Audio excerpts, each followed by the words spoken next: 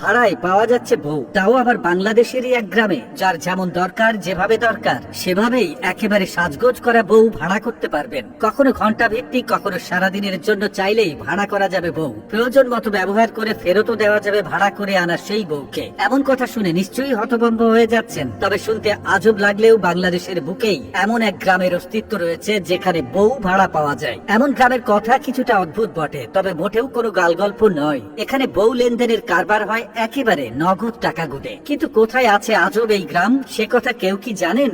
বাংলাদেশের গাজীপুর জেলা শহর থেকে 7 কিলোমিটার দূরে অবস্থিত এই গ্রামের নাম ভাদন। এই গ্রামে গিয়ে যে কেউ বউ ভাড়া করতে পারবেন। ফর্সা, কালো, রোগা, স্বাস্থ্যবতী, লম্বা, খাটো, যার যেমন দরকার সব রকম বউ সরবরাহ করতে প্রস্তুত থাকে এই ভাদন গ্রাম। তবে শুধু বউই নয়, শিশু চান পাবেন, জামাই চান সেটাও পাবেন। প্রয়োজন মতো ঘন্টা ভিত্তিক কিংবা সারাদিনের জন্য বউ, শিশু, বাচ্চা, নাপিত, কামার, গরু, ছাগল, হাঁস, মুরগি, ঝাড়ু, দা সহ সবকিছুই ভাড়ায় পাওয়া যায় এখানে। গাজীপুর সিটি কর্পোরেশনের পুর নিগমের অন্তর্ভুক্ত ভাদন গ্রাম ও এর আশেপাশের কয়েকটি গ্রামেও ভাড়ায় যা খুশি পাওয়া যায়। মজার বিষয় হচ্ছে ভাদন গ্রাম আসলে একটি শুটিং স্পট। সিনেমা থেকে শুরু করে টেলিড্রামা, নাটক, টিভি সিরিয়াল এসবের জন্য যাবতীয় উপকরণ যা যা দরকার সবই পাবেন এই ভাদন গ্রামে। প্রতিদিনই কোনো না কোনো শুটিং থাকে ভাদন গ্রামে। শুটিং এর জন্য ভাদন গ্রামে রয়েছে অনেক দৃশ্য, যেমন মেঘলা আকাশ, চমকদার বাড়ি, ভিলা, বাগান, পুকুর সহ অজস্র শুটিং স্পট। তাই প্রয়োজন হলেই পরিচালকরা বেশি না ঘুরে সরাসরি এই গ্রামে চলে আসেন, কারণ ভাদন গ্রামে এলেই নিজেদের শুটিং এর প্রয়োজনে যা দরকার তার সবই মিলে যায়। তবে ভাদন গ্রামে এসে নিজেদের প্রয়োজন মেটাতে চাইলে নির্দিষ্ট ভাড়া গুনতে হয় পরিচালকদের। এখানে দিনের হিসেবে বা ঘন্টার হিসেবে ভাড়া হয়। গ্রামবাসী শুটিং স্পটের মালিক ও পরিচালকরা জানিয়েছেন, শুটিং এর প্রয়োজনে ঘন্টা ভিত্তিক কিংবা সারাদিনের জন্য